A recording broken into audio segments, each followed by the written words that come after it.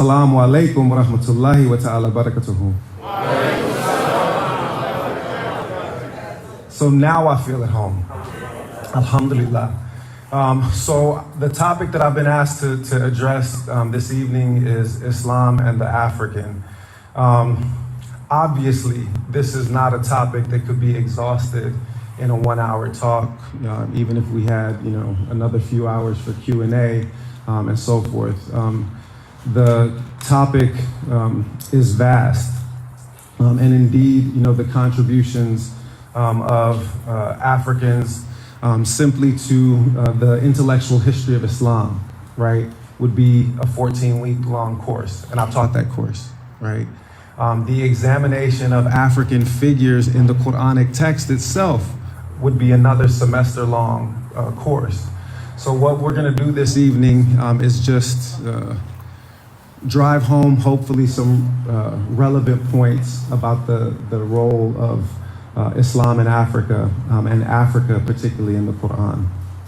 It can't be comprehensive. And when I say Islam and the African, I want to make clear what I mean by African in this instance. That definition of African is meant to encompass the African American as well. And here I take Malcolm X, El-Hajj Malik Shabazz as my guide to understanding African identity in this expansive context. What Malcolm said is, if a cat has kittens in an oven, you don't call them biscuits.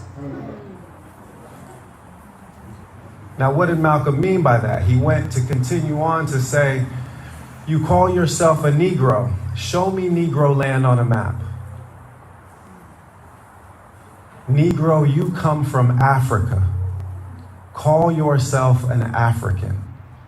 If a cat has kittens in an oven, you don't call them biscuits. The survival of African people under the unprecedented brutality of American slavery is a tremendous historical triumph, the like of which humanity has never seen. Never in the history of the world had people who shared little in common except for the color of their skin, speaking hundreds of different languages, coming from hundreds of different ethnic backgrounds, and sharing only the slur nigger or negro or negro to unite them. Never before had such people come to forge common cause, a group identity, define themselves as a single people. The slaves of the Greeks didn't do this. The slaves of the Romans didn't do this. The slaves of the Arabs didn't do this. Here, a miracle happened. So when I talk about Islam and the African, I'm not just talking about people on a continent across an ocean. I'm talking about people that are in this room. Because if a cat has kittens in an oven, we don't call them biscuits. I came to Islam through reading the autobiography of Malcolm X, and I came to knowledge of self through reading the autobiography of Malcolm X. And everything that I have learned, whether it's through a PhD program at the University of Pennsylvania, Ivy League school, my father had a 6th grade education. Everything that I was able to accomplish intellectually and academically came from being rooted first in knowledge of self, not accepting the idea that I would allow my past to be stripped from me. And for those of you who are not biologically of African descent, I bear you glad tidings. This is your story too, because we are the first American Muslims. Stand up for my people. And we are your forefathers too.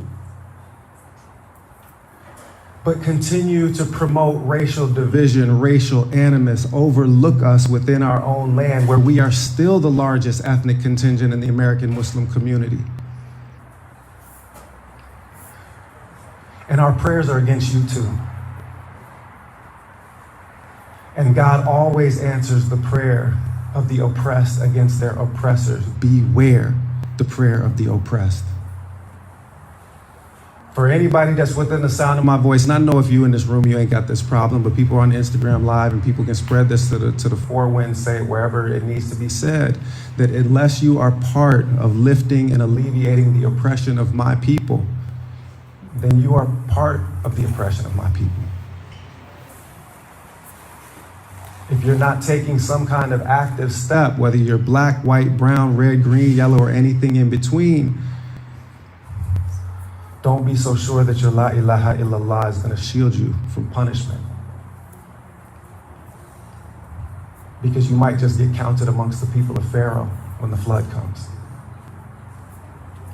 So we are here then in a sacred task to try to reclaim our space in this history, to undo a theft that has not, unfortunately, only been perpetrated against us by a white supremacist society, but also by an Arab ethnocentric reading of the religion, which seeks to make us vanish in plain sight. Africa is today the only continent in the world that has a Muslim majority. More than 350 million Muslims live in sub-Saharan Africa. 1 in 6 of the world's Muslims. Far more Muslims south of the Sahara than north of the Sahara. More Muslims in Nigeria than in Egypt. More Muslims in Ethiopia than Iraq. But is this reflected in the conversations that we have about Islam in this North American Muslim community? No. We get second-class treatment, second-class citizen status in the religion that we brought to these shores. Why does this happen? Because most of us are still ignorant of our own history, so we have no capacity to speak back. So this conversation this evening will take place in 3 distinct temporalities, 3 distinct time framings to hopefully give you ammunition. Because this is the struggle for our time. The struggle for racial justice isn't about just stopping black folks from getting gunned down in the street and locked up by a corrupt carceral state. The struggle for racial justice is a struggle that must take place within the context of our own faith as well. Our communities are riddled with anti-blackness. Riddled.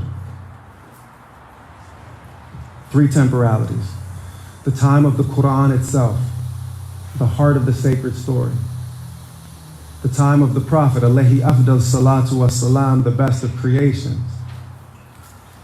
And then the time of Islamic history in West Africa and as it was brought to these shores. And I'll just give short vignettes in each of those temporalities to take us hopefully to the heart of the matter.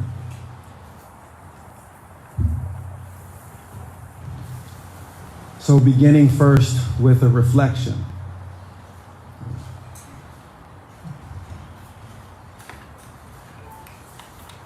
The vast majority of the Qisas al-Anbiya, the tales of the prophets that take place in the Quranic text itself, are situated in Africa.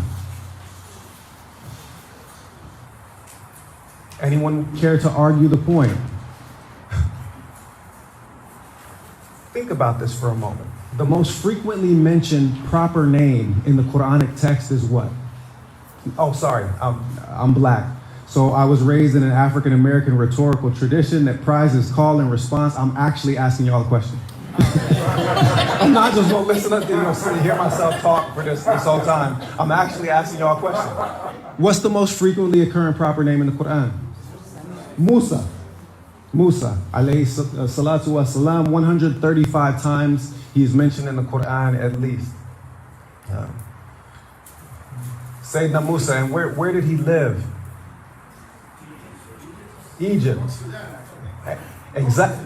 Ancient Egypt, it's an excellent definition. He said that the Sudan, he lived in the ancient Nile Valley, is the best way that we can say this, because the division between Egypt and Nubia, between what's now Egypt and what's now the modern nation of Sudan, was not the same distinction in that time place.